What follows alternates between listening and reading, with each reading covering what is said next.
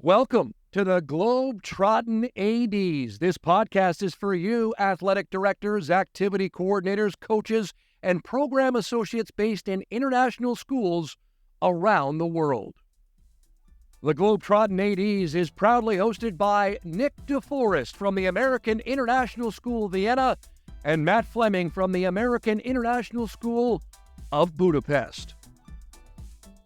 Here they are now, Nick and Matt, and the Globetrottin ADs. Happy September, everybody, and welcome to the next episode of the Globetrottin ADs. So by this point, I'm sure all of us are well into the start of the school year and getting the wheels going for all the programs and sports and activities and preparing for tournaments and trips. A very exciting and busy time of year. And we're going to kick things off today with a special guest, Brian Lettinga. He's from Search Associates. He's a senior associate in helping people getting jobs overseas. So today we're going to learn about that process. We've had Brian on before, and he's got some great information if you're looking to get a job overseas. If you're in the game already or if you're new to it and you want to learn more about it, we've got some valuable information that I think you'll learn a lot about. It's interesting stuff. But before we dive into that, I'm going to kick it over to Nick in Vienna. Yeah, thanks, Matt. Thanks, Brian, for being here again. Happy. I am excited for this episode. We started last year, right? And had one. This one now focused on really what to do now and this time of year. And believe it or not, I was asked by someone yesterday, what should I do? I want to move to Europe from South America. And I said, we're recording a podcast tomorrow. That's going to be your first stop. So a lot of valuable pieces of info to how to find your next job. So, Brian, thanks for being here again. Yeah, super excited. Thank you, too, for allowing me this chance to come on and share some tips and some pointers, I guess, to the world of international education. And this is the beginning of what we call the recruiting cycle. And whether you're using Search Associates or another organization, in general, August, mid-August, late August, the company or the group is going to start their cycle. So search is already in. Their posted jobs are posted already for 24-25. So this is the common time for teachers, really, who are at post or sitting at their school wondering about what might be in the future for them, whether it's internationally for the first time or whether it's internationally for a change in post. This is the time to get things organized.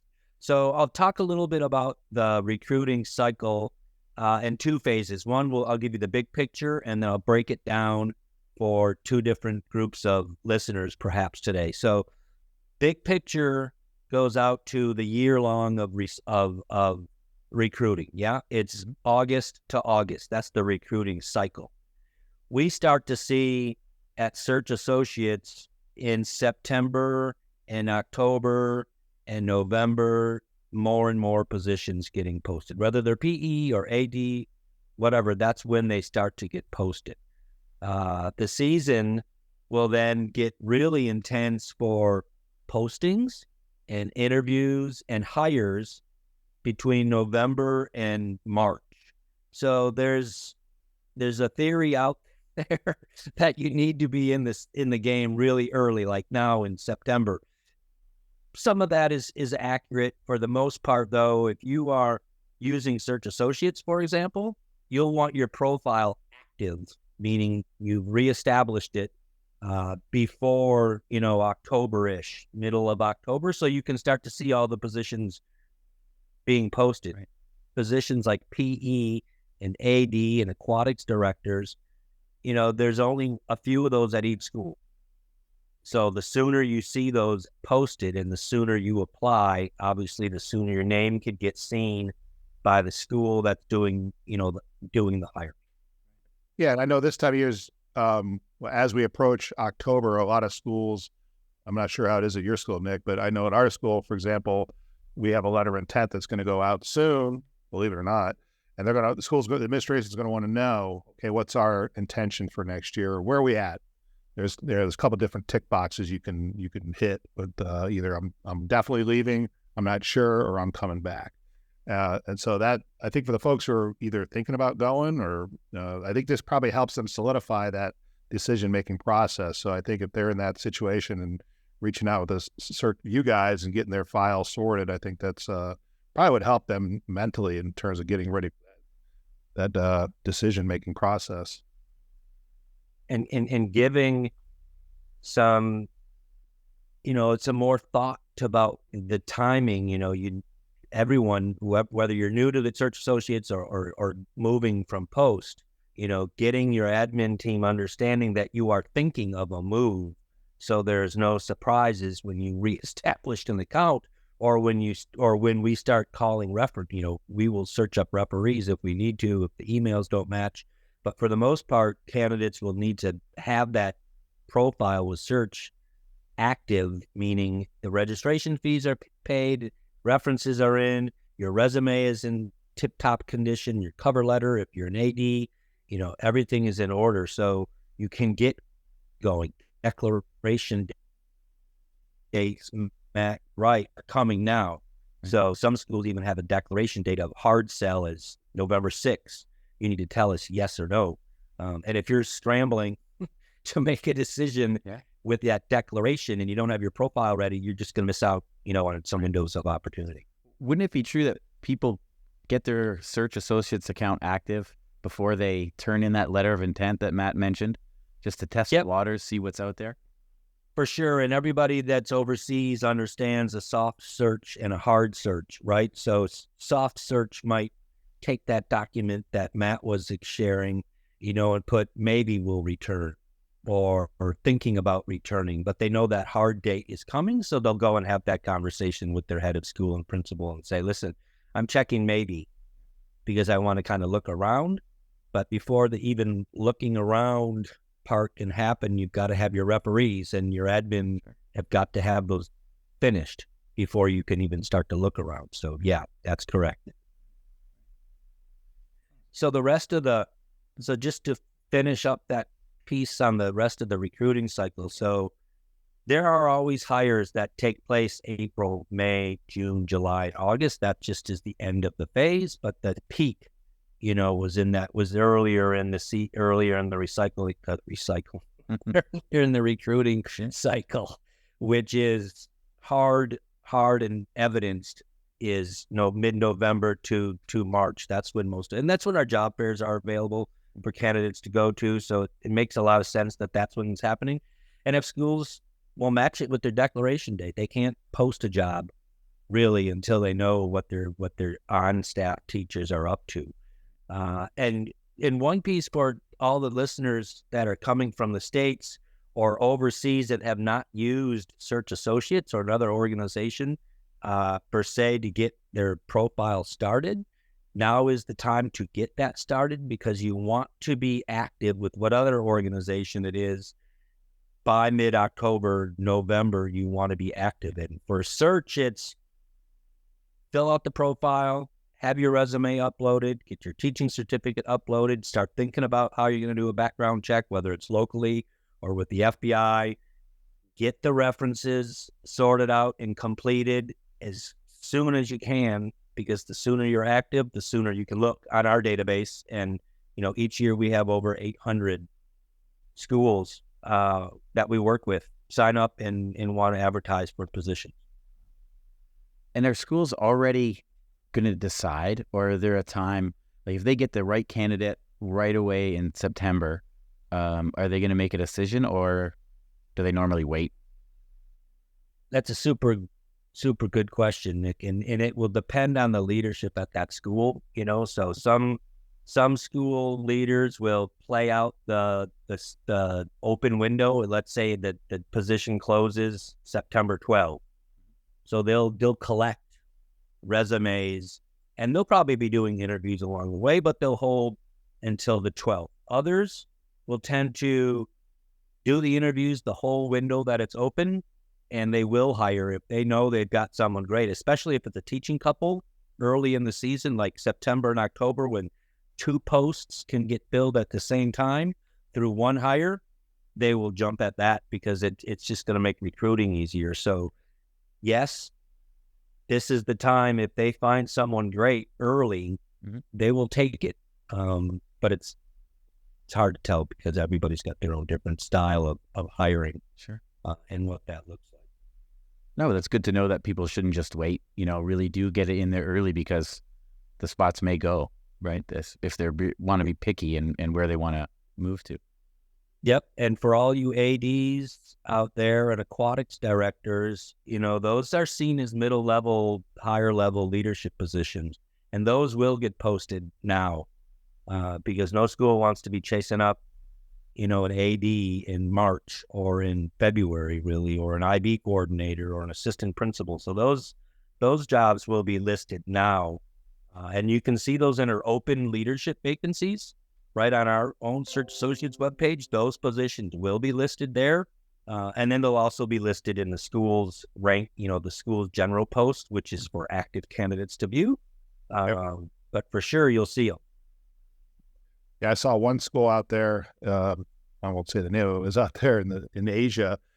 Pretty big school, pretty good reputation. And they had a deadline. It was for the AD job, and it had not that I'm looking, but I just happened to find out about it. Some friend had told me. I looked at it just for the heck of it. And already by August 31st, you had to apply. So that was really early. So you really had to be sure if you're going to go for that job that you were certain that you're going to move on. So it was really early, I thought. Yeah, and I know the school you're talking about. I'm guessing they had 40, 50 applicants too for that job, and that is a testimony of how competitive the season of hiring is really is for some of these schools and these bigger cities, and that carry the historic name along with them. Yep.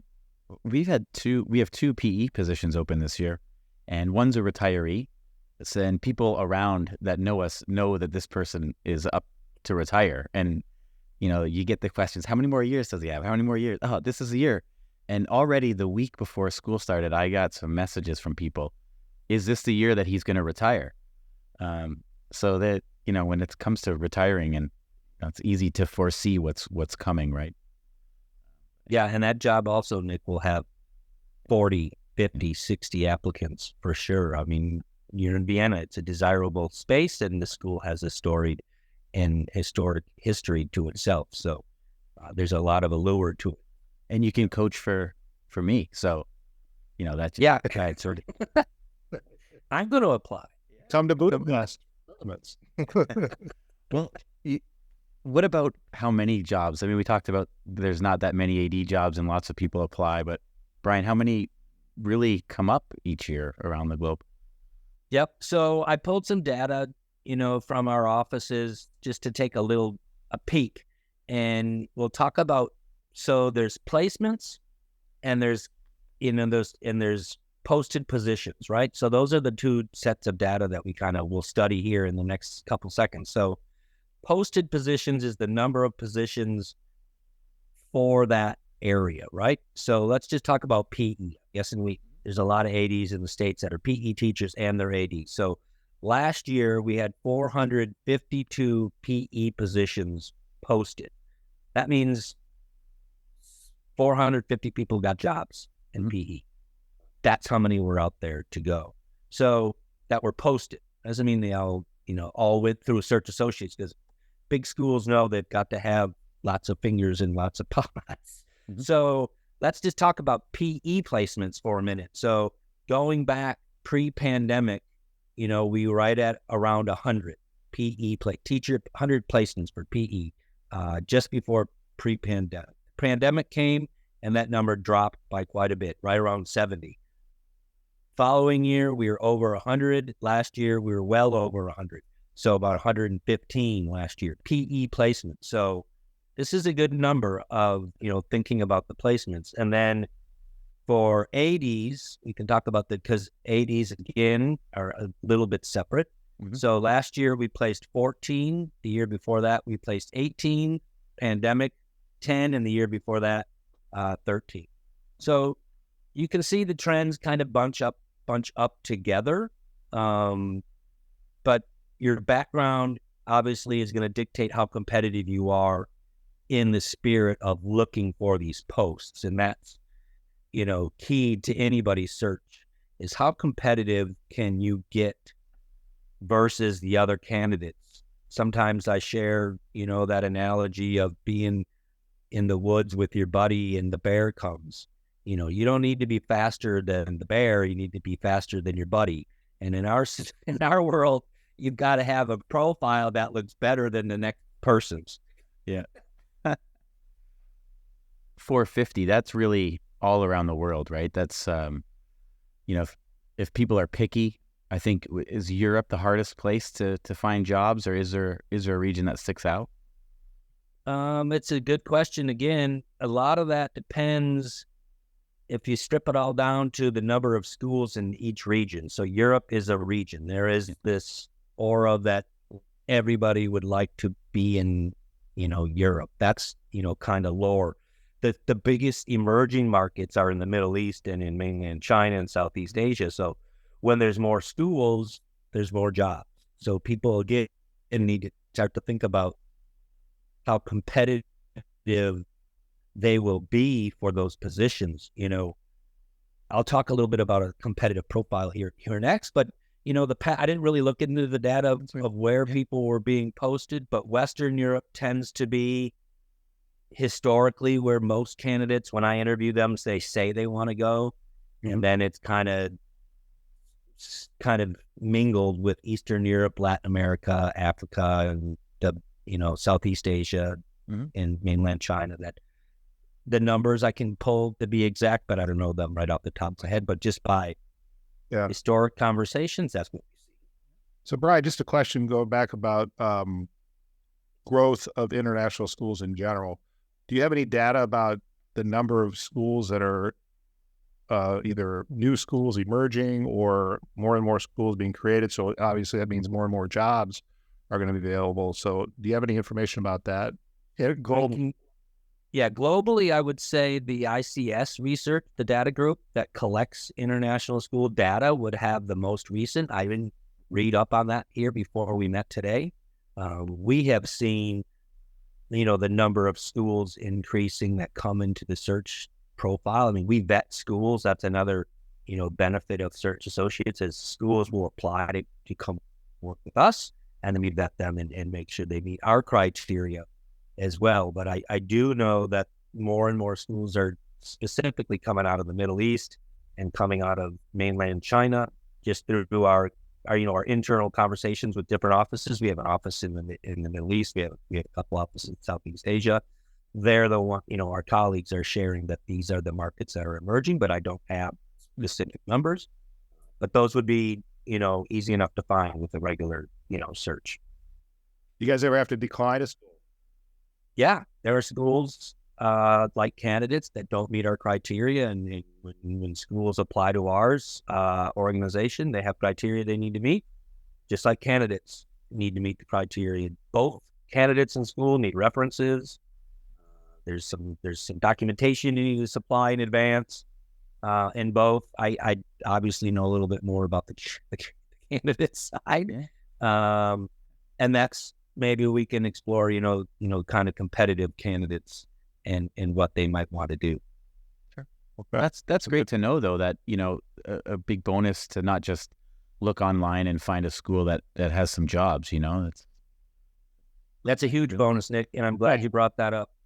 I think so too, because we mentioned before we got on the podcast about, Nick had mentioned he knows somebody, and I have a former student of mine who actually contacted me in the last day or so, and she's currently teaching another company or country and looking to go overseas, and asking my wife and I, like, well, hey, any tips, any advice, what to do?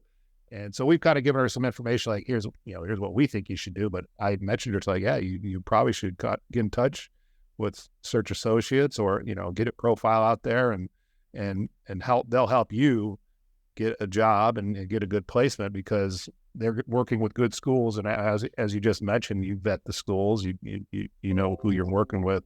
And so I think that's great information for this particular person to know. So shout out to Callie. Good luck out there. I'm not going to say where she is or her last name, because I don't want her to get in any trouble in case her employer finds out. But hopefully she'll seek this route and benefit from it.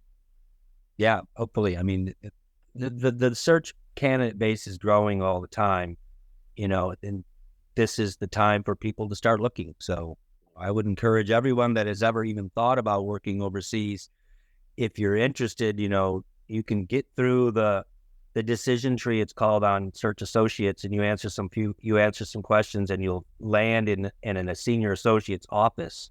And at that point, you can build your profile and establish that relationship with the senior associate, send them questions and answers, and get that consultation. That's the piece that really makes search stand out, Matt, that is that when our candidates get in touch with a senior associate, that connection and relationship is for as long as the candidate stays with Search Associates. So we will read benefits packages, we can read contracts, give advice about how to manage a situation through their entire search process. So that is not necessarily the case with many of the other organizations. Awesome. Well, you mentioned a competitive candidate, or how that might look. Tell us a bit more. What do these people that we mentioned need to have or need to do? Yep, good one. Thanks for reminding. So the competitive piece comes with experience, and certification / licensure and degrees, right? So we vet our candidates. We're looking seriously at candidates that have 2 to 3 years experience. That's not the case every single time, I will say that. In general, schools that we work with, though, they tell us they're looking for candidates with 2 or 3 years of experience. They're looking for candidates that have a U.S. teacher certification from their state, or a teaching license from their state, or if they're overseas, the QTS status, from the UK. If they're coming out of a country that doesn't give out, or present people with the teaching certification, they should have some sort of degree from that country that shows that they are going to be an educator. A lot of schools in Latin America, you finish your bachelor's degree in education, and that authorizes you to teach in that country, which is fine. We can manage that, and you just have to be able to prove that in your documentation. So those three together create this competitive edge, and the more you can figure out the numbers, the more experience you have, the further in the race you're going to be. The race starts at Search Associates. When I say race, the competitive race to get jobs, the race starts at 2 or 3 years of experience, a degree in your content, and or that teaching certificate and license. That's your starting point. And everybody, you guys, you're way down there. You got 15, 20 years experience. You got masters. You might have 2 masters. You might have a couple international posts in there. You're way down the lane in the race lane for being competitive. But that's where you'd start to look. And then, there's some tips for getting your own personal search going that will make you competitive. Great. And what are some of those? Keep us. Sure. So it's great. Good. So I'm glad that we were able to talk each other into where we were going. So these are some tips that I'd like to call them just the B's, the B's of getting a job. Be prepared. That's a really important one. You need to have your references all in order. You need to have your documents in order, your resume. If you're establishing a new account or moving on, standard resume overseas can be 1 page. That can be front and back, so you don't have to consider 1 page front only. It can be both sides. On that resume, make sure early near the front of that, top of that resume, you're already talking about your classroom experience. You show your education and your background. GPAs are really not that important, but what's important is showing what you've done in your schools, right? What have you contributed to at your current and past schools? Another part of being prepared is, don't do it willy-nilly. The search, create a document, spreadsheet, name a school, the position, some of the perks that might be benefits of the school, what type of curricula do they run, who you contacted and when you contacted. And in the end, you have this database of all the schools. So you're not sending the same schools 5 emails because you forgot that you sent them one and you're so excited to apply. And I see it all the time. Be strategic about how that's going to look. If you're an AD or in middle level leadership positions, you should also have a cover letter, that's ready to go. I suggest it's 3/4 static, meaning about 3/4 of that language can probably stand for each position. And then the beginning, the first quarter or third is probably going to be super specific to that job. Read the job description, see what they're looking for, look on their webpage, see what their photos are of, what are they celebrating and what are they committed to. Yeah. You need for your cover letter to match what they're looking for, right? You've got to fit in their mind on paper before you can, get the interview. So another piece of leadership a leadership candidate should have is, a strong 1-page philosophy of education or philosophy of leadership. And that's static. Like, who are you? What is your ethos as a leader? What do you believe in? What are you passionate about?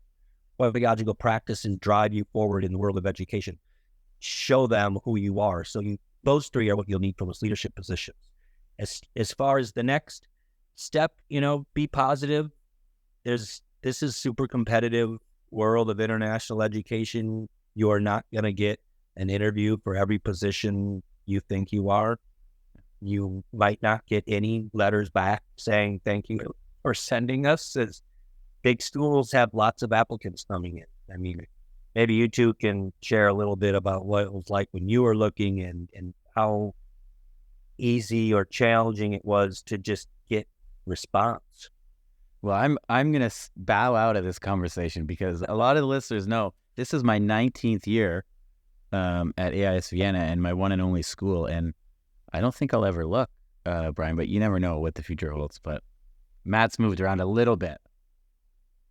Yeah, having just gone through the process once, and it was just through the job fair at the University of Northern Iowa in Waterloo, Iowa. That's how we got our first jobs teaching overseas in Riga, Latvia. And then coming here, we just applied directly to. I think it was a little different back then, maybe 15 years, 16 years ago. And we just applied directly. But we also had good connections here, which helped. And being in the region and familiarity with the CISA organization was a big bonus, I think. Plus, having a job opening in the area my wife taught in. So that it was just kind of good timing, I would say, with getting the job here. So I would just add, Brian, you mentioned about not getting a reply back and people should, not assume to get a reply back. And it's funny because that is really the case. Like at our school, I know I've been involved in many interviews and people will write me like, hey, I applied for this. I haven't heard anything. And at the beginning, I was kind of like, hey, there can't be that many people applying. Can you just write back and say, hey, thanks, but no thanks? And then I was shocked to realize, no, there are sometimes hundreds and hundreds, and they just can't do it. But I know some people that were kind of upset at our school that they didn't get a reply back. So and there's some validity to that, right? Yeah. I mean, we're in a very schools are very personal, right? I mean, we're human connection and the relationships are valued. We want to have every school responding to every single inquiry. Right.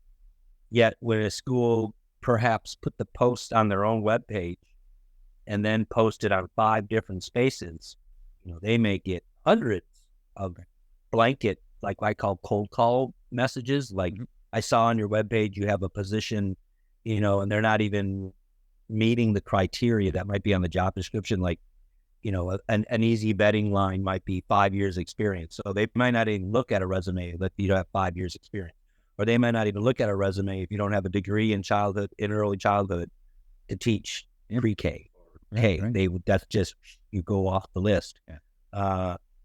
So it's true. So you got to be positive. You have to understand, you got to knock on lots of doors, always apply to jobs that you are qualified for and you have the degree to back up with and you have experience to back up. But that you can apply for whatever you want.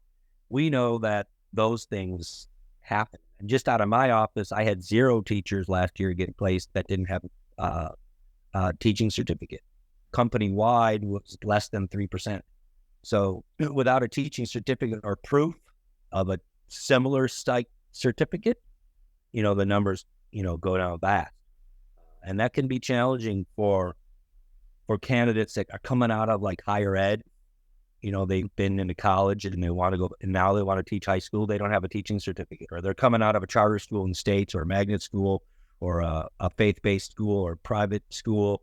They've been working there for 3 years teaching PE, and they never got a teaching certificate. So they've got the experience, but a lot of times, a school can't get that visa through the embassies without a certificate or a license that proves they're a licensed school. I think I talked about this last time.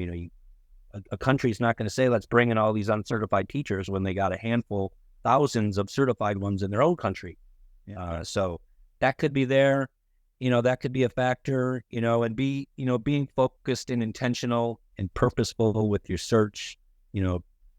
I encourage people to think about before they apply to every single position. Again, there's a feel to that writing. So when you're being purposeful and you're being intentional, you're making sure you've got the right school's name, dear. Sometimes we see that when people are so excited to apply. So think on every job, look at the school, really see what it's like. And then your writing will show that you've done your homework, and your writing will show that you committed to that school. The school's going to look for people that fit their culture and fit what they're looking for. And through organizations like Search Associates and just blanket emails, your writing is your calling card, right? It's your business card. How well do you present yourself to get out of the woods before your buddy when that bear is chasing? Well, just as we were looking and talking to each other on video, and after the pandemic, is there a way for someone to, or is that coming maybe, like a little short video of them talking, hey, I'm Nick DeForest, this is me. Yep, it's for sure. And we had that as part of the job fairs, right? So when you're into the portal, some of our job fairs are offering candidates with an option for a 60-second video. Nice. So you could upload a little hype video of yourself into the portal of the fair, and then when schools are looking for candidates, they can look at that video. Some people choose to do it, some people don't. Not all of our fairs have that piece yet, but we're moving in that direction. So that's there. And being competitive, I heard you mention, Matt, attending a job fair, those dates are posted already, so they're regional, they're all over the world. You can find one and choose to attend. Again, read the backstory on that fair, and if you will be competitive. Yeah, that's right. Do you have any short details you can share about upcoming job fairs? Yeah, I can give you short, long, any kind of detail you want, because we've just launched it, as we started the season. So I'm gonna tell you a couple right now that are coming up. Actually, I'm just gonna read them all out if you guys are all right with that. So the schedule launches, in November with the Singapore Teaching and Leadership Fair. That's in November, followed by the fair in Dubai, November. Melbourne, Australia, is in January. Bangkok is January. Hong Kong, mid-January. London, later January. Cambridge, right after the London fair. So you can see why the numbers of people hired get busy in December to February, because that's the fairs. The fairs still hire quite a few people. And, fairs are amazing. I mean, schools are there to hire. Yeah. So people walk with contracts. They don't have to wait for this back and forth. I got to wait for this other interview. You walk out of there, and if you knock it out of the park, you're going to walk out with a contract, and you'll get all that money back from flight and travel and housing with that contract. So the London is in the mid-January. Then Cambridge, which is like the flagship of Search Associates, that's in Boston. That's January 26 to 29. Super big, great, storied fair that John Magana started years ago. Following that is our West Coast Fair, which is in San Francisco. That's in February 3rd. Toronto is back to hosting a fair. You do not need to be a Canadian citizen to join that fair. You can be if you can get to Toronto in February 10 to 11, attend the fair. That will draw some people from the Midwest because you just got to cross over the border and get into Toronto. And then the Shanghai Fair, there's another fair in East Asia in early March, and then London Fair in mid-March, the second fair in London. Some of the schools in Europe have later declaration dates, and EU schools, so we host another one for the later batch of schools that might know a little bit more then. And then there's the Latin America Fair that's going to take place. It's going to be virtual, so these are schools focused on hiring candidates that want to come to Latin America. That's going to be in April. And then there's the final fair is in Dubai. There's another Dubai fair later in the season. So all on the webpage. Pick and choose what you want to do. If you click on each icon, it'll tell you kind of who's competitive for each fair. And that's pretty accurate. So that's good to hear. The fairs are back, right? They're back pretty strong, I would suppose, because I remember during the course of 100%. Yeah, 100% back in person. Just with the one virtual fair, I think you'll start to see other organizations, starting to run their in-person fairs. Feedback to us, from school heads is they like those virtual fairs. They like to do interviews in person. They like to have a conversation. They tell a lot about a candidate in person. And this is why we're still offering them, and we will for as long as Search Associates is around, from what I would imagine.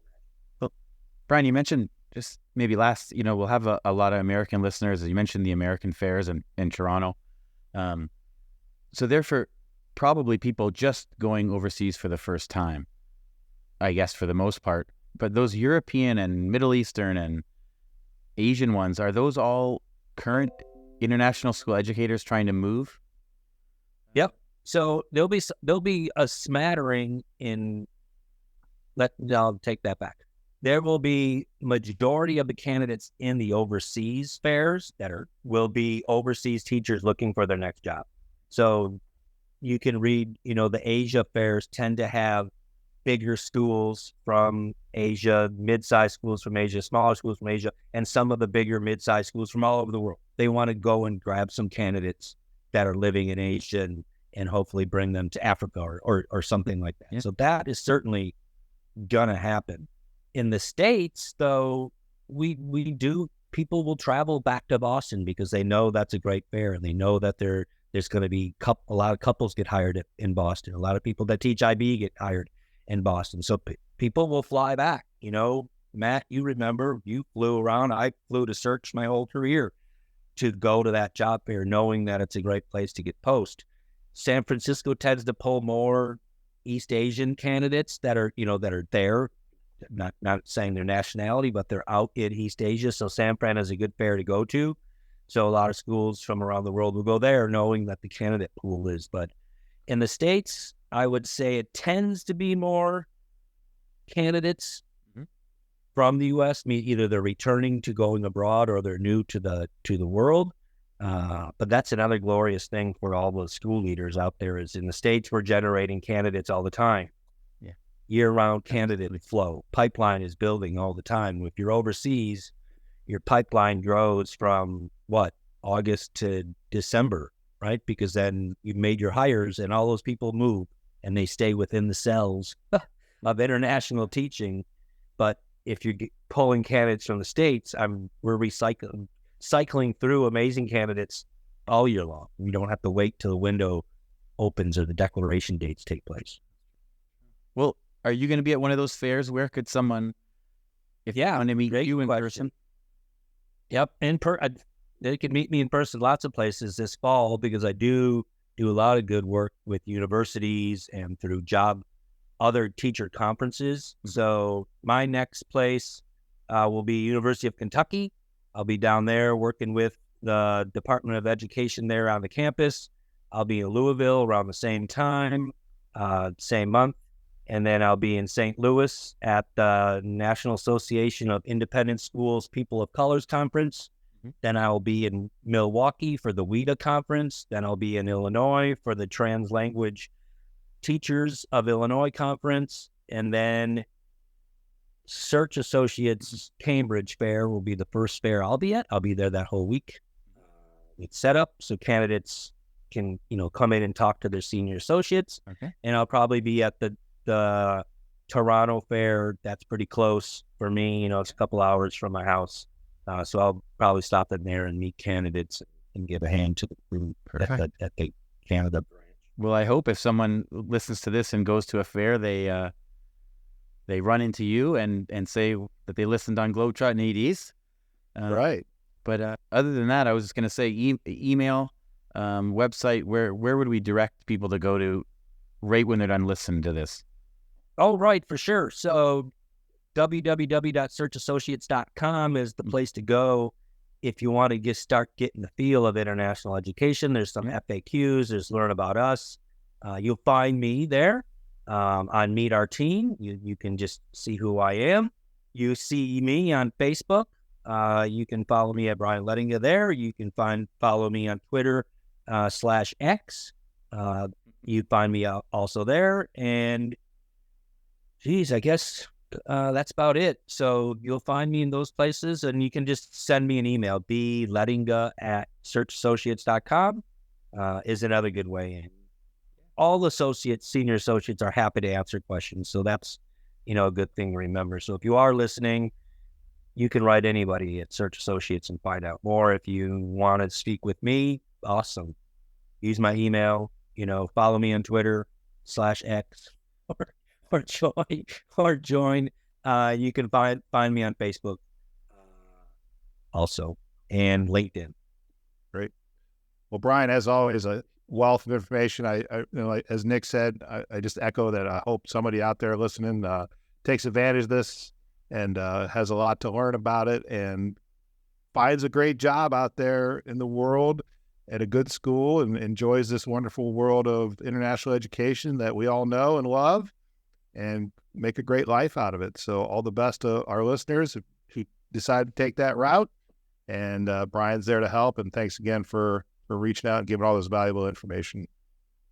Anytime. Thank you, guys. And I'm open to emails or however you want to connect. But what you guys are doing is great, giving the good word of coaching and giving the good word of PE and championing that language out there. So keep up all the good work on this podcast, and I'll keep, following and looking for the next one to drop. All right. There we have it, guys. So good luck for you people looking for a job. And if you ever need it, there you go. Search out Brian. Thank you, Brian. Bye, gents. Until next week, this has been another episode of the Globetrottin ADs. Special thanks to Search Associates, who have also sponsored this podcast episode. Search Associates have been placing teachers abroad for over 30 years, with PE and AD openings each and every year. Be sure to visit www.searchassociates.com to learn more about teaching and living abroad.